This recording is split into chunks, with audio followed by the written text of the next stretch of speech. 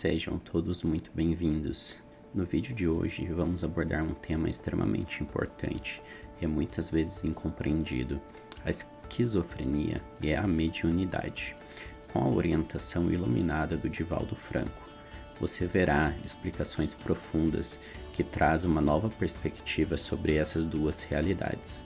Este vídeo pode ajudar a esclarecer e tirar as dúvidas, além de derrubar preconceitos que cercam o tema, especialmente para aqueles que convivem. E no final também tem uma opinião do Chico Xavier a respeito desse assunto, não perca! Então, antes de começarmos, peço que deixe o seu like.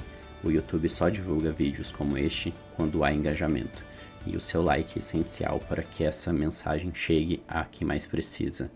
Então, se possível, assista até o fim e ajude a compartilhar essa sabedoria, pois muitas pessoas podem encontrar consolo e entendimento através deste conteúdo. Vamos juntos nessa jornada de aprendizado e luz. Senhoras, senhores, queridas irmãs, queridos irmãos espíritas, caras amigas, amigos generosos que nos acompanham pela Web TV Mansão do Caminho e por outros órgãos da comunicação social, votos de muita paz. A França estava destroçada. Era abril de 1792. Naturalmente se encaminhava para o mais terrível período da história, talvez, da democracia e dos direitos humanos. O período do terror. Ele começaria por volta de junho de 1793 até setembro de 1794. Apenas em um ano foram decapitadas na guilhotina 16.800 pessoas, pelo crime de discordar do absolutismo do governante central.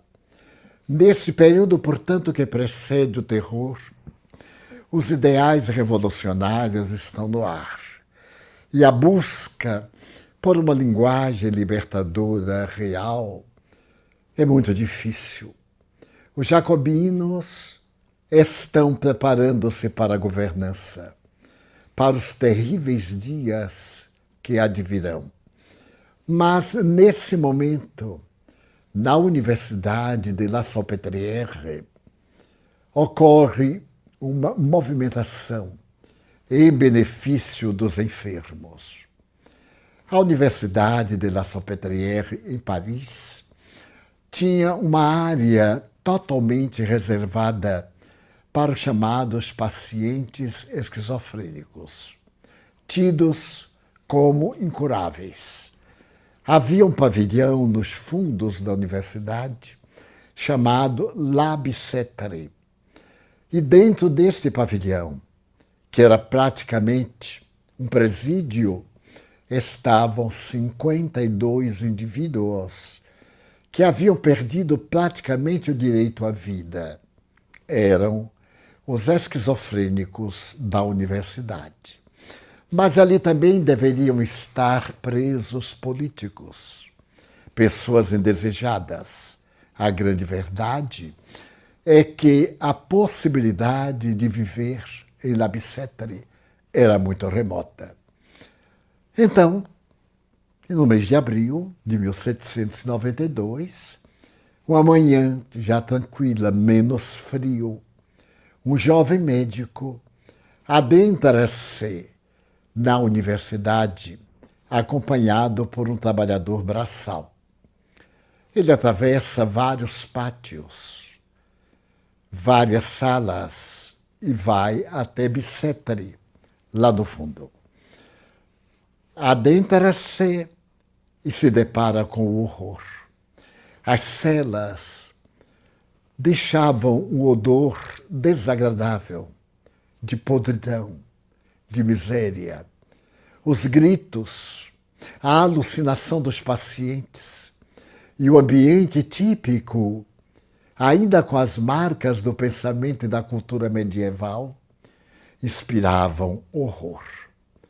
O médico chamou o guarda.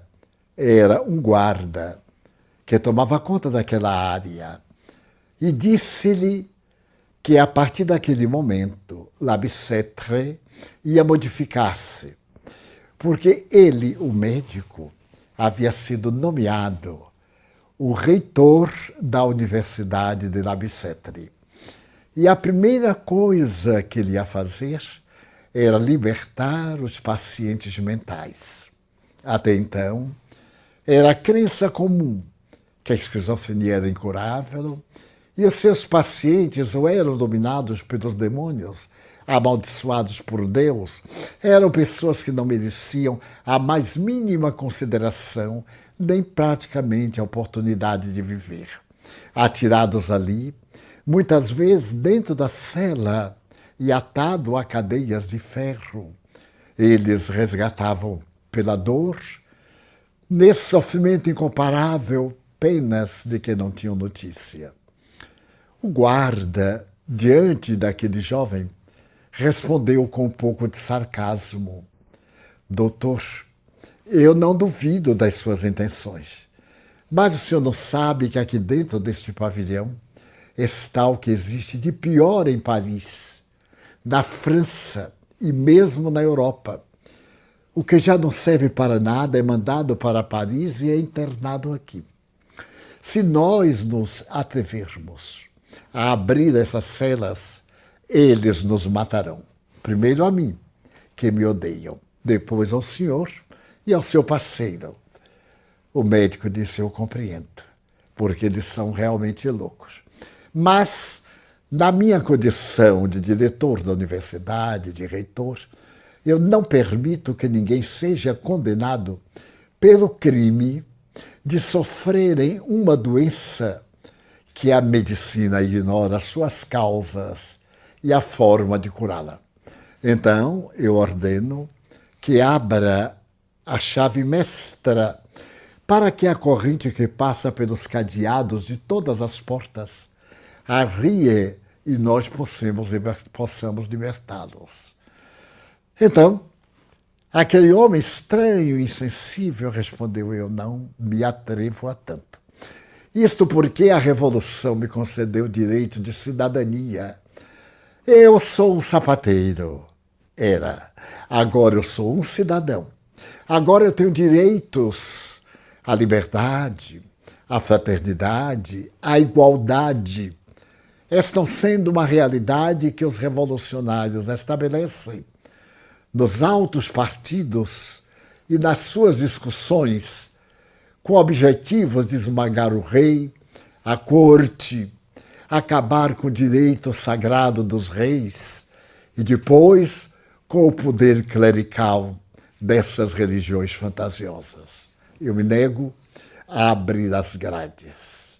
Então, aquele jovem, escutando o pandemônio que ali se desenvolvia, disse ao seu acompanhante: por favor, cerre aquele cadeado. O homem era um serralheiro que ele houvera convidado. Parece que ele já sabia, por antecipado, a reação do funcionário que tomava conta dos doentes. O serralheiro, tomado de surpresa, disse: mas doutor, o senhor não me disse qual era a tarefa? Ele tem razão, porque se nós libertarmos esses loucos, ouça-os, eles nos matarão. Inevitavelmente, o senhor passará a história como herói, mas nós, do povo, os cidadãos, seremos totalmente esquecidos. E eu me nego a atendê-la. Foi nesse momento que o médico, que batia numa das mãos um canudo de papel pardo amarelado, sorriu para si mesmo e compreendeu que aquele era o momento do seu messianato, porque aquele documento era fornecido pelo corpo médico, pelos diretores da universidade. Quando ele accedeu em ser o reitor, impôs como primeira condição libertar os pacientes de Bicêtre. E ali estava a autorização. Ele, muito calmamente, pediu ao carcereiro: dê-me a chave mestra. O carcereiro não podia negar. Deu-lhe-a. Ele se aproximou do painel onde estavam cadeados e fechaduras e começou a abrir. Depois se aproximou da primeira porta. Parecia enferrujada.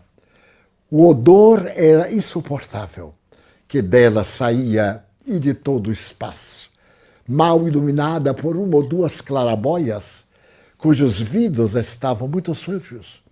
Ele libertou o primeiro paciente. Então, aconteceu um fenômeno curioso. O serralheiro, sentindo-se convidado a um ato de generosidade e humanidade, correu e começou a serrar outro cadeado.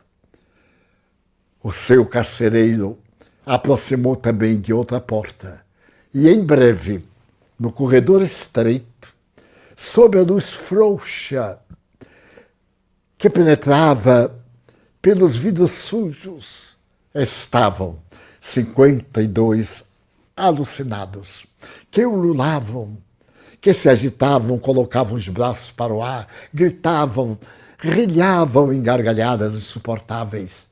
E defronte deles, à porta de entrada, o jovem médico sorria. Foi então que de repente se ouviu um grito mais alto. Eles abriram alas e um homem, apresentando a cabeleira desgrenhada de há muitos anos, começou a subir paredes, braços e pernas abertos na direção da clarabóia, que estava defendida por barrotes de ferro. Se ele tentava fugir, era impossível. Todo mundo olhou, e ele, flutuando no ar, segurou um barrote de ferro. Com a outra mão, ele tentou limpar o vidro, e quando um pouco de claridade entrou, ele teve uma exclamação dolorosa. Oh, meu Deus, como é lindo um raio de sol! Soltou-se e foi se arrastando até o médico que estava de pé. Abraçou-lhe as pernas e o médico olhou para ele e ele disse: doutor, muito obrigado. Muito obrigado, doutor. O médico chorava. Dobrou-se, ergueu pelas axilas, deu-lhe um abraço e falou-lhe: sou eu quem te agradece. Eu tinha certeza de que aqui dentro deste barato, deste inferno, havia pessoas saudáveis que se curaram sem que ninguém se desse conta. Este homem chamava-se Felipe Pinel, o pai da medicina moderna na área da psiquiatria. A partir dali, a libertação dos pacientes esquizofrênicos do cárcere se alongou. Em Londres, o grande psiquiatra que tomava conta do cárcere em que estavam os infelizes, na Torre de Londres, dentro do rio Temesa, libertou também os pacientes esquizofrênicos. E em Roma, no Castelo de Sant'Angelo, no Pantanal, nos cárceres imundos, foram libertados todos os pacientes esquizofrênicos. Iniciava-se o século XIX, o chamado século das luzes. A Revolução Francesa tinha sido apagada e estava no governo da França Napoleão Bonaparte. Tentavam-se os direitos da liberdade, mas o grande corso havia reinaugurado o império. Ele era o primeiro imperador, desde o dia 2 de dezembro de 1804. A ciência tateava nas sombras.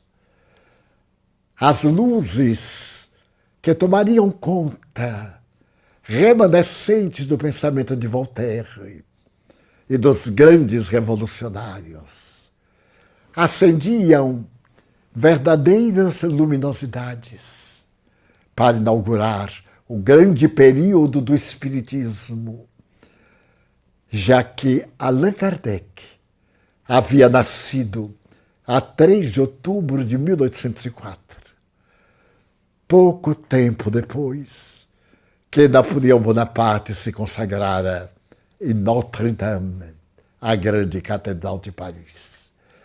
Com a chegada do advento do Espiritismo, a humanidade podia respirar novos ares. A esquizofrenia passou a ser também examinada pelo Espiritismo. Mas os anos sucederam-se.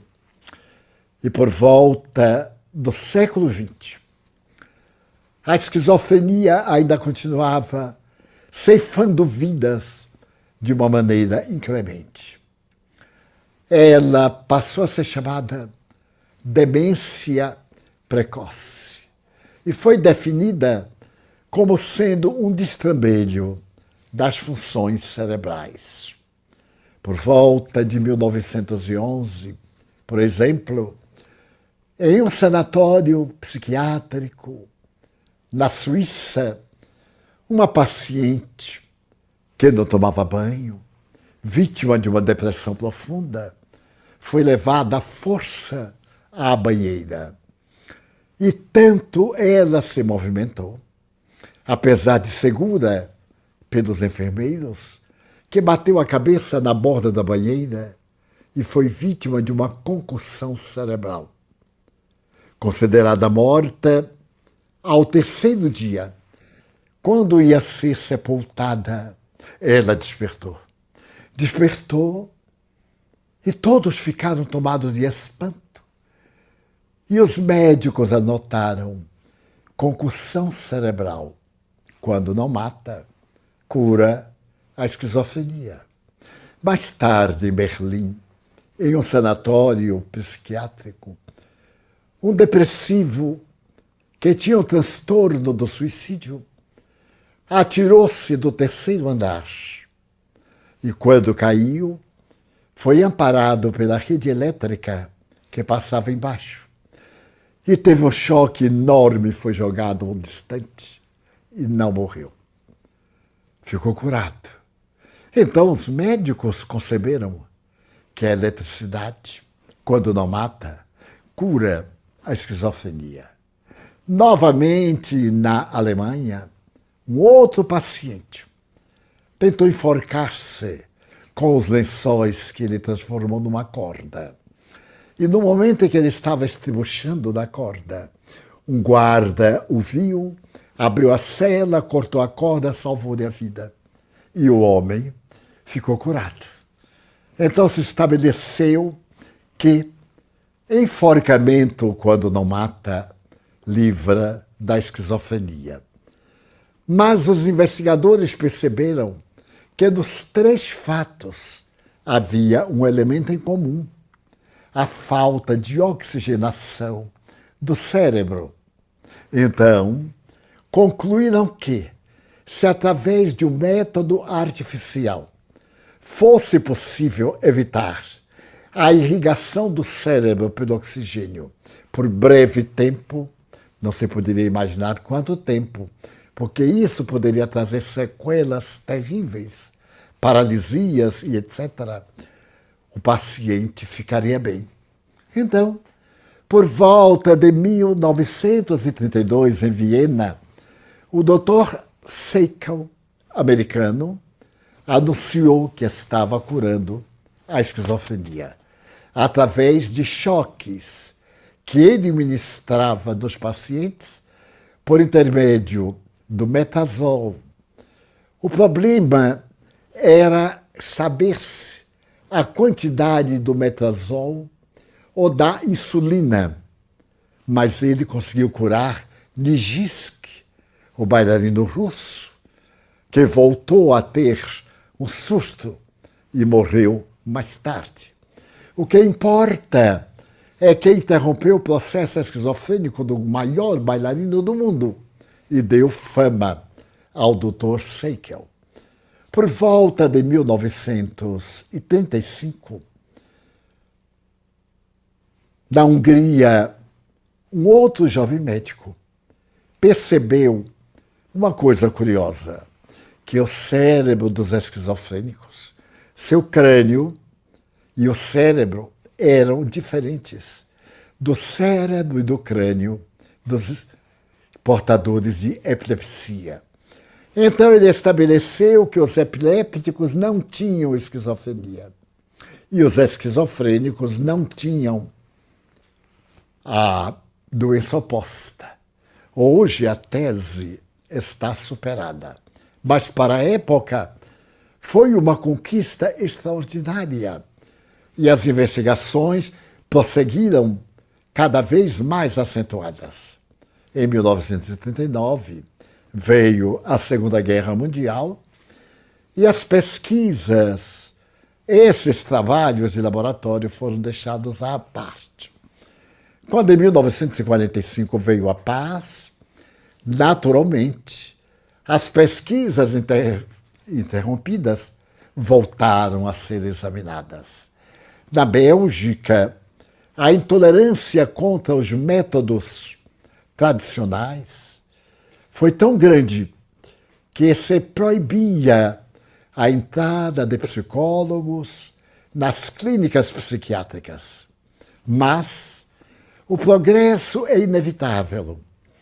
E logo depois, graças à experiência daquela vítima do eletrochoque, nos anos 1950 e etc., passou-se a fazer a aplicação da eletrochoqueterapia, em que os pacientes recebiam aproximadamente 110 volts por 15 segundos e todo o seu corpo agitava-se.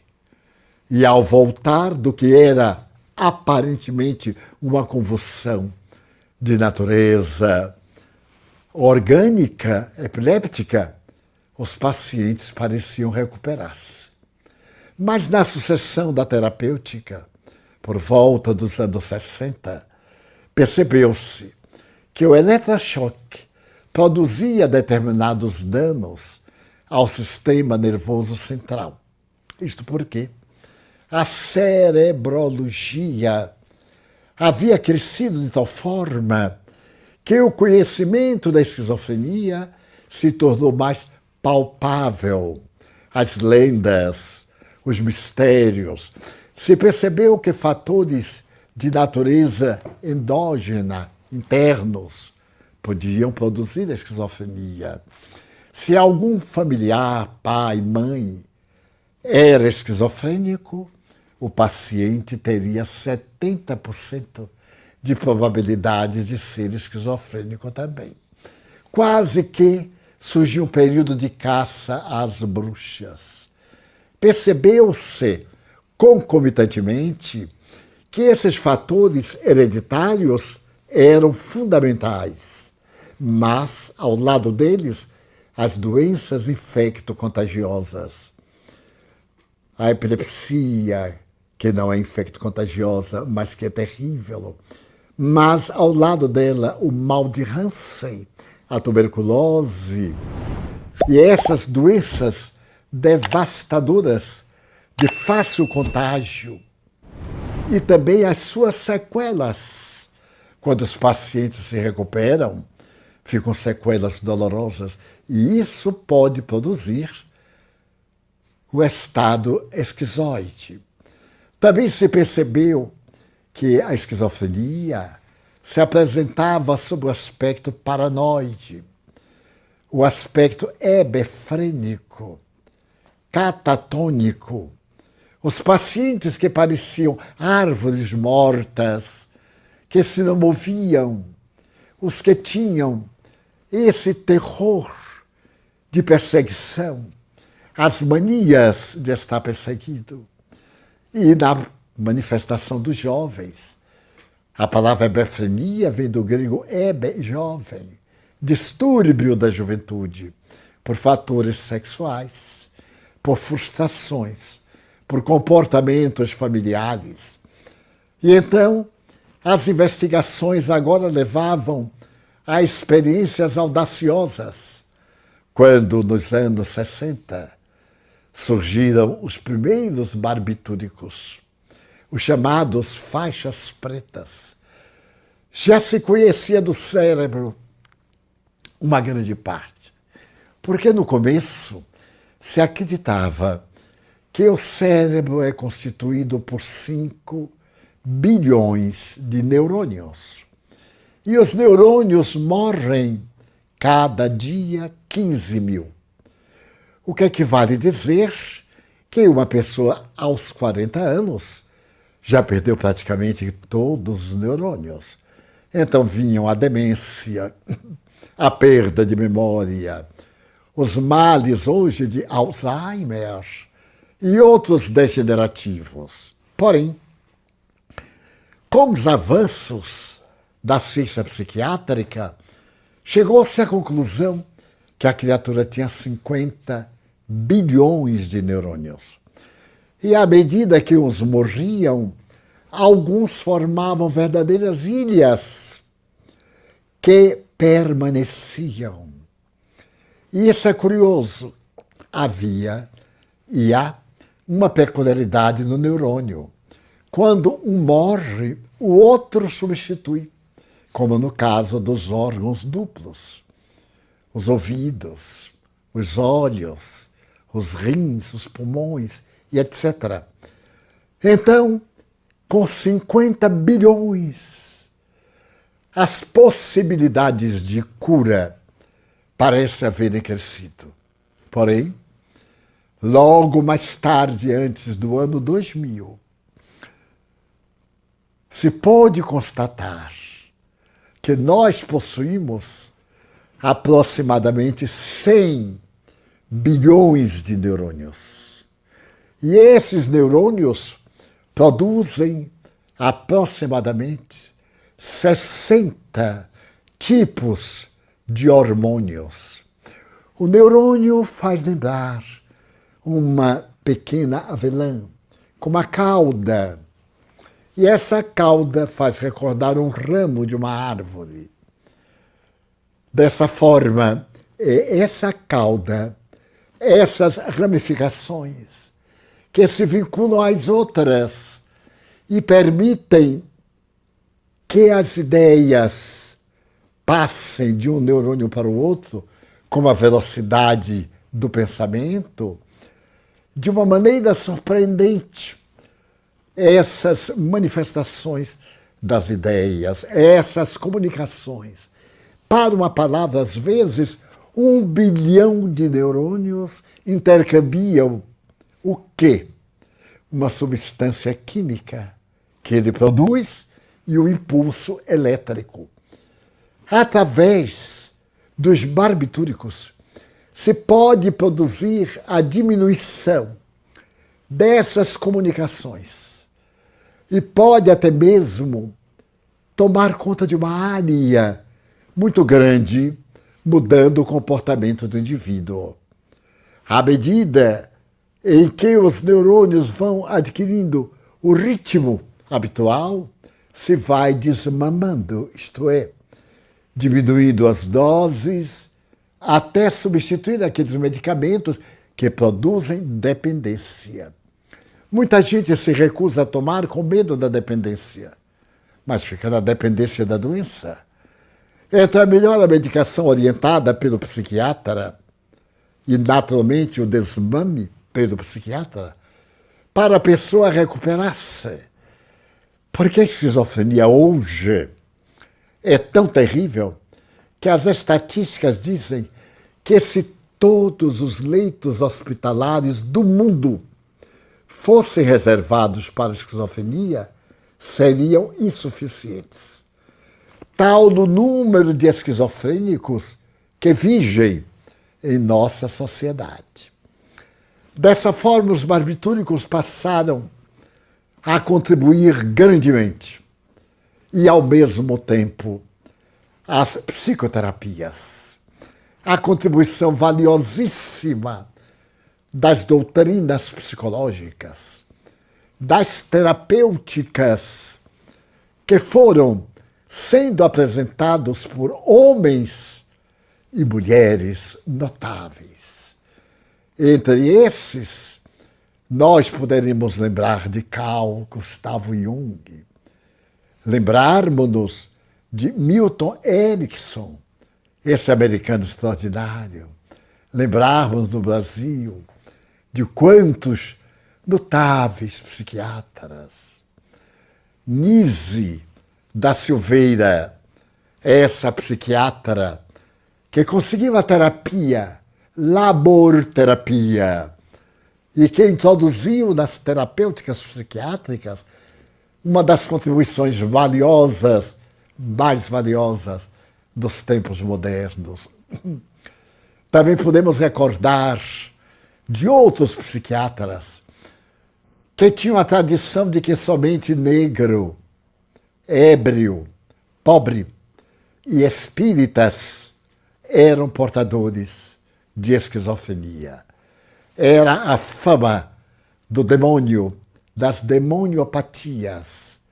Em Salvador, destacou-se um desses psiquiatras, aliás, um negro, filho de uma escrava, e que o barão para quem ela servia cuidou grandemente.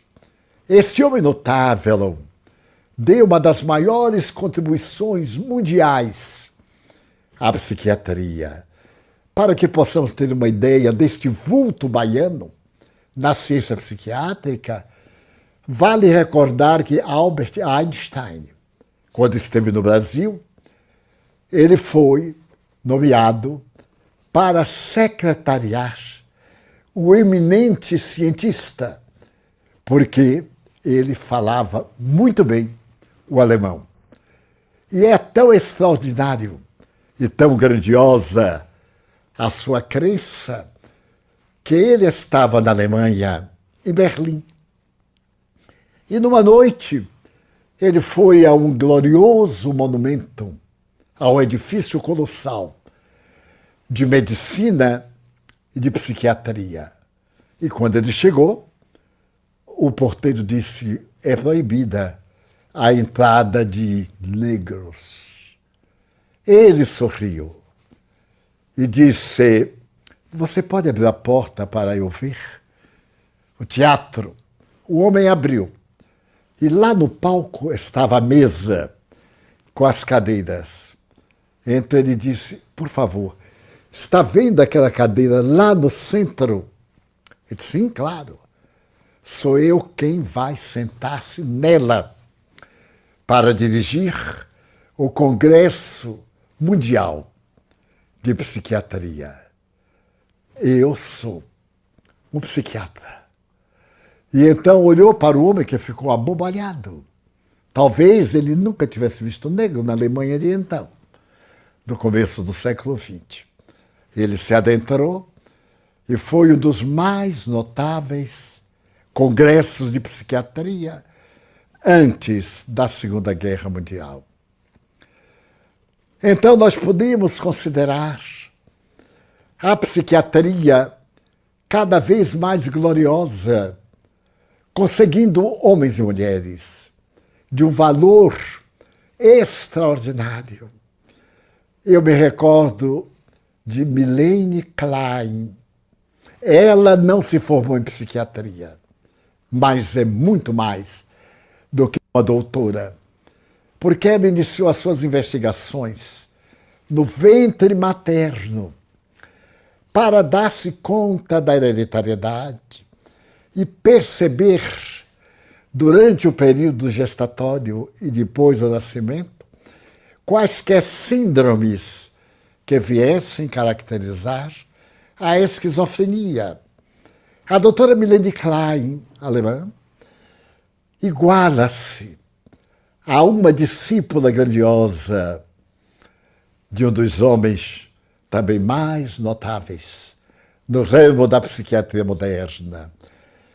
Este homem notável tinha uma aluna, a doutora Elizabeth, que se encarrega de divulgar a sua doutrina. Ele vivera praticamente no campo de concentração por 6 anos, nos terríveis campos de concentração da Polônia. E então, ele criou uma área da psiquiatria das mais belas e deixou um legado para o mundo, um desses legados mais fascinantes. Escreveu um livro que é autobiográfico e, ao mesmo tempo, é um tratado de psiquiatria. Então, nós vamos ver, como no caso de Milton Erickson, esse notável psiquiatra que era depressivo, crônico. Ele, nos Estados Unidos, depressivo, em Phoenix, no Arizona, tinha autorização de dar aulas a pós-graduandos para doutorado na sua casa, porque ele tinha fobias e não podia sair, e não devia. E deste homem eu li uma história comovedora. Quando o Dr. Milton estava no auge dos seus valores, o seu colega psiquiátrico começou a decadência pelo alcoolismo. E ele teve a grandeza moral de levar este homem para a sua casa e tratá-lo. Tratou por mais de 6 meses, até o momento em que o outro adquiriu alta e, reabilitado totalmente, perguntou ao Dr. Milton: eu agora gostaria que você, que me hospedou na sua casa e me tratou, me desse a ideia de quanto eu lhe devo. Ele bateu no ombro e disse: não me deve nada. Mas se por acaso você me deseja oferecer alguma coisa, faça por outrem o que eu fiz por você. É comovedor nós vermos a grandeza desse homem que nos oferece a grande terapia do amor e que viveu o amor. E a esquizofrenia, na atualidade, atinge níveis alarmantes, principalmente na área homicida, dos assassinos seriais, desses vários biótipos de criminosos que de quando em quando sacodem as cidades pelos crimes hediondos praticados. E quantos outros fatores domésticos, sociológicos, sexuais, de desajuste emocional, de hereditariedade, de desconforto econômico ou de enfermidades degenerativas. E a psiquiatria vê-se a braços com as mais variadas terapêuticas, inclusive aquelas que hoje se associam. No caso, a homeopatia como ciência ao seu lado e as várias teorias alternativas. Em um grande livro intitulado O Demônio do Meio-Dia, o seu autor, Solomon, do The New York Times de Nova York, escreve que existem aproximadamente 200 terapias alternativas somente para a depressão. Então nós podemos compreender e verificar que também são aplicadas em outros processos de natureza mental, de natureza emocional, de natureza psiquiátrica. No entanto, todos esses pacientes, com algumas exceções, permanecem com a marca de esquizofrenia e com o rótulo de incurável, porque algum resíduo permanece nas neurocomunicações e, particularmente, no jogo desses 60 hormônios que são elaborados pelos neurônios para manter o nosso equilíbrio. Coube à doutrina espírita e, nas palavras de Allan Kardec, a solução para o problema. Diz Kardec, no capítulo 23 do Livro dos Médiuns, das Obsessões. Um grande número de pacientes internados nos hospícios, linguagem de 1861. Não é louco esse grande número. Esses indivíduos são obsidiados. Eles são atacados por espíritos inimigos que os destroçam e que o Espiritismo possui uma terapia científica para poder libertá-los da situação de demência ou de loucura. Nas últimas 3 linhas do Evangelho segundo o Espiritismo, Allan Kardec diz: quando uma obsessão é muito prolongada, ela se transforma num distúrbio orgânico, necessitando do médico e dos recursos próprios. Então aqui nós temos mais como podem espíritos invadir a nossa casa mental e destroçar a nossa harmonia, o nosso movimento de comunicação ou de neurocomunicação, mudando a nossa personalidade. Eu me recordo que Jung falava que muitas vezes ele se via como um homem do século XIX, descrevia a roupa, tinha premonições, e ele chamava o seu auto-ego. Essa peculiaridade, que era típica em Carl Gustav Jung, Allan Kardec estudou profundamente. O Evangelho chama carisma. Nós vamos encontrar várias denominações: dom, bênção, misericórdia. Kardec sendo um pedagogo, um autodidata que fora discípulo de Pestalozzi, diz que o indivíduo não é portador de apenas 5 sentidos. O professor Richer identifica um 6º. Mas nós temos, além dos sentidos convencionais, um outro, ao qual ele deu o nome de mediunidade. A mediunidade não é um dom, não é um carisma, não é uma graça divina. É um fenômeno de natureza orgânica. Nós vimos isso na memória. Pessoas de excelente memória e outras de pouca memória. Na inteligência. Também na percepção extrasensorial. Isso em termos de parapsicologia. Indivíduos que são dotados dessa particularidade, que Allan Kardec denominou como sendo mediunidade. Indivíduos que estão no meio dos 2 mundos, ou do mundo de 2 vibrações, a energética e a material. Esses médiums captam aquilo que transcende o estado de consciência.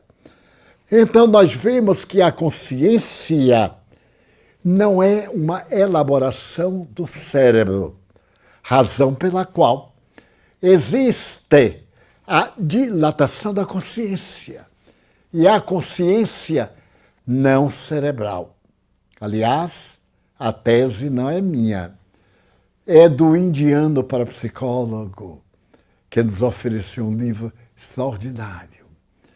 Esse homem pôde observar as crianças que viveram antes, fazendo pesquisas profundas no seu inconsciente individual, coletivo, na dilatação da memória, na memória paranormal. E então ele demonstrou que nós temos a memória cerebral, os fatos que nos acontecem, e a memória extracerebral, aquela que não está no cérebro, mas o cérebro decodifica.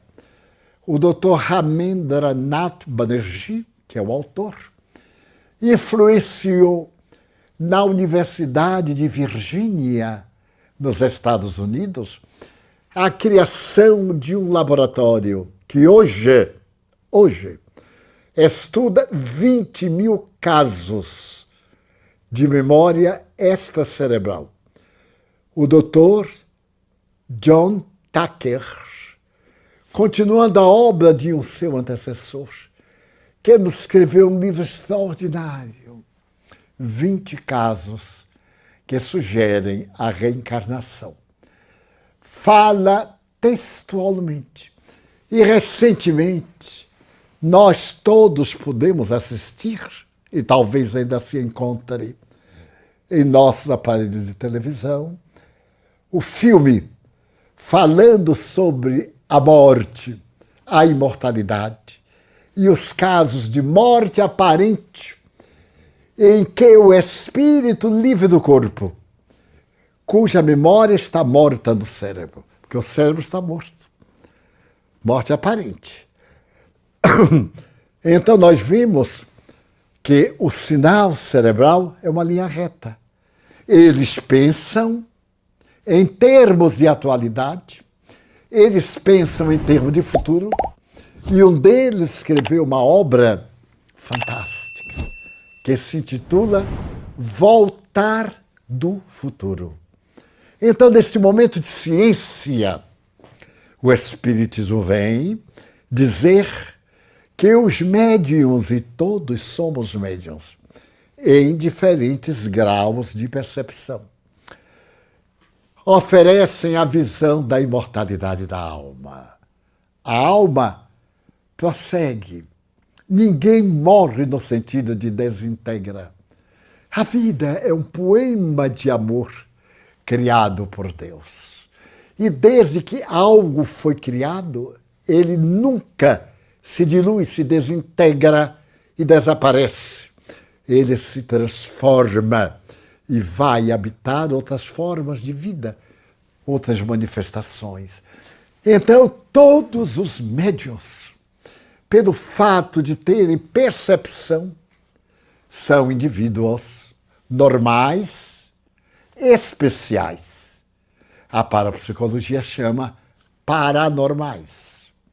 Então, os médiuns somos indivíduos que captamos tudo o que os 5 sentidos permitem e algo mais.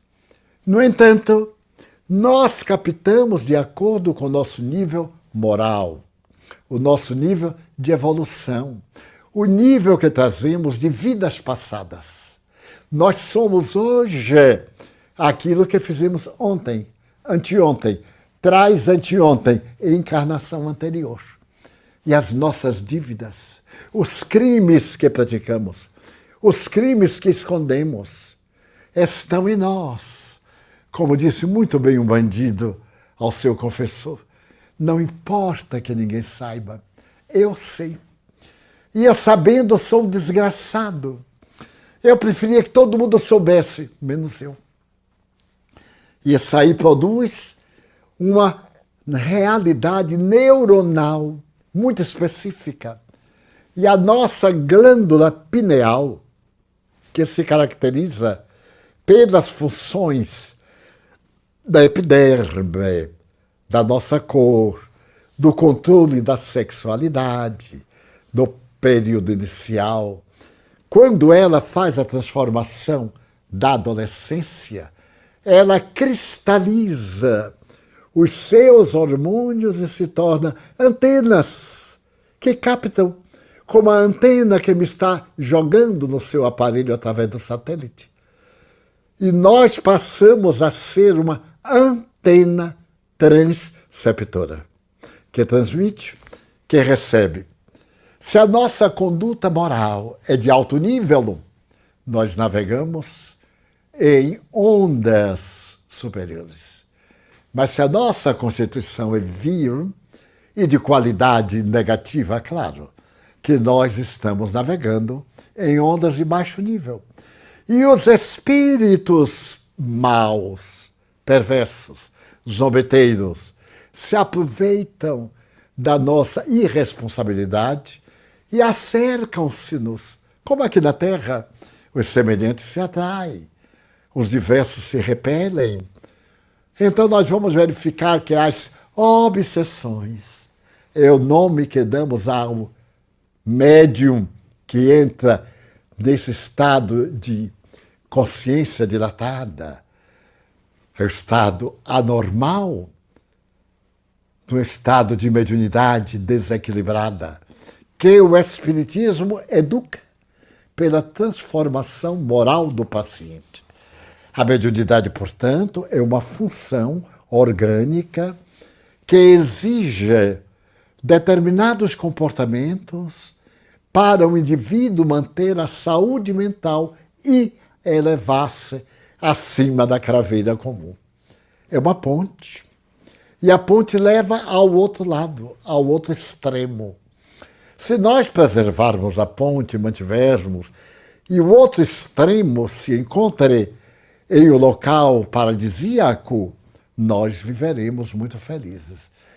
Então, Allan Kardec dedica um livro dos médiuns, publicado em 1861, que estamos celebrando durante todo o ano, para poder nos orientar neste caminho severo e grave que é da mediunidade. Então, o médium, pessoa de bom senso, há de procurar um comportamento digno. Há de buscar no Evangelho de Jesus a fonte de sabedoria para conduzir a sua existência. Por quê? Porque Jesus foi o médium de Deus, o único.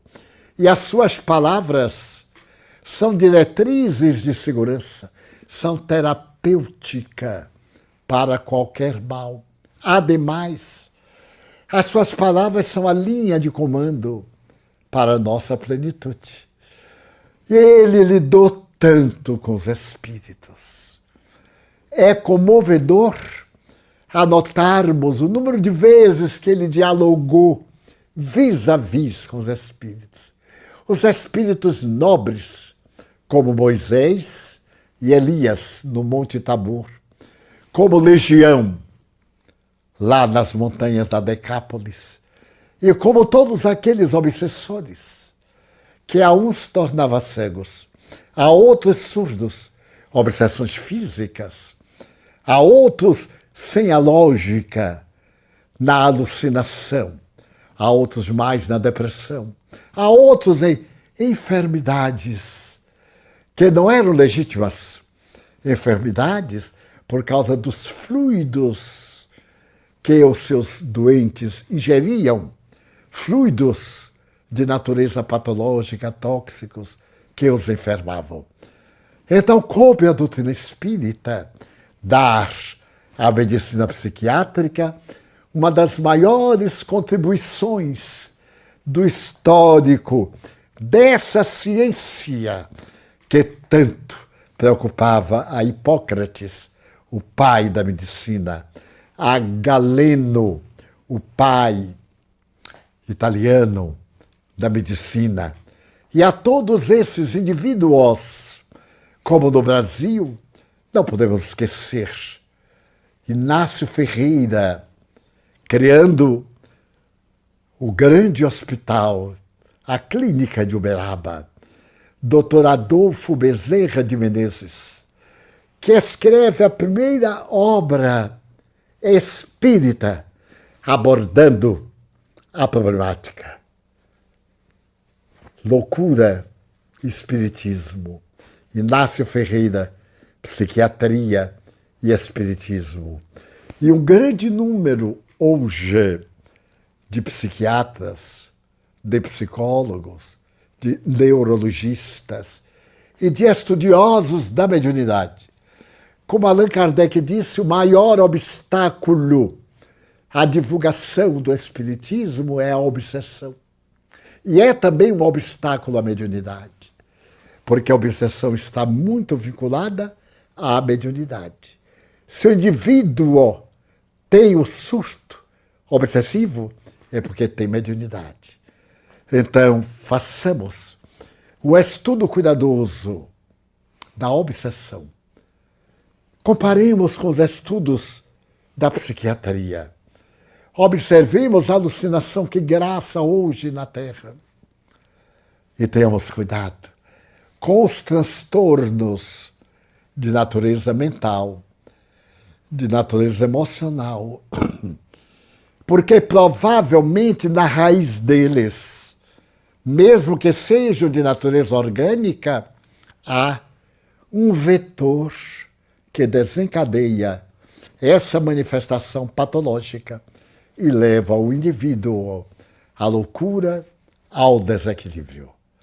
Estamos nos dias gloriosos da doutrina espírita, ciência de observação, com uma metodologia terapêutica ao alcance de todos nós e, sobretudo, com o apelo sociológico evangélico, nós dispomos dos equipamentos para uma vida feliz deste barato que toma conta da terra.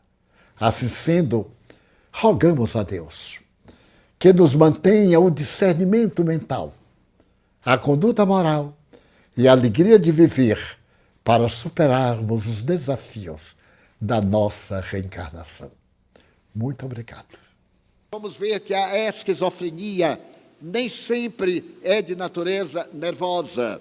É uma disfunção que leva o indivíduo alienado a criar o seu mundo e viver nesse mundo paralelo ao nosso. Ele não é um desventurado, ele é uma pessoa feliz. Ele tem o seu mundo onde se movimenta. Nós é que estamos fora daquele mundo, como o autismo moderno. Felizmente, a partir dos anos 70 do século passado e a partir do ano 2010, o autismo passou a ter cidadania, porque era considerado depressão, como também o transtorno do pânico era depressão. Mas no ano de 1970, um médico, psiquiatra, teve a ocasião de separar toda a sintomatologia do distúrbio do pânico daquilo que é depressão e mostrar que são transtornos emocionais, não doenças, transtornos de comportamento emocional. Assim também o autismo deixou de ser doença e agora está na moda. Por quê? Porque está havendo a maior irrupção de autismo na Terra. E melhor dizendo, maior facilidade de diagnóstico. Antes se confundia com esquizofrenia. E agora as características nos dão essa auréola autista em 4 graus diferentes. E não sendo uma doença, não tem cura. Mas o indivíduo pode ter uma vida quase normal. E está agora em moda, porque em cada 68 crianças, uma é autista. É um índice alarmante, que a psicopedagogia não conseguiu encontrar na infância a causa matriz. Qual seria a razão? Estresse, a vida que nós levamos, a alimentação, a poluição. Mas isso são justificativas. Para nós, o autismo é o fenômeno de resgate espiritual. E é como a Terra está neste movimento de transição para o mundo de regeneração, aqueles espíritos mais endividados voltam. Mas o que a mim me fascina no autismo é a memória do autista. Ele é portador de uma memória excelente. Invariavelmente não olha para nós, olha sempre para baixo, invariavelmente. Mas a sua audição é de uma perfectibilidade fascinante.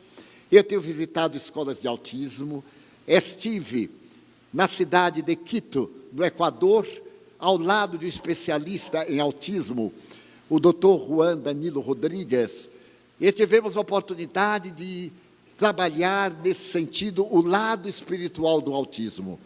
Quem aqui tem filho autista, e no mínimo 10% tem, que ame, porque o amor soluciona qualquer problemática, que fale num tom suave, porque os ruídos perturbam-no, O autista é alguém que tem um modo de vida especial.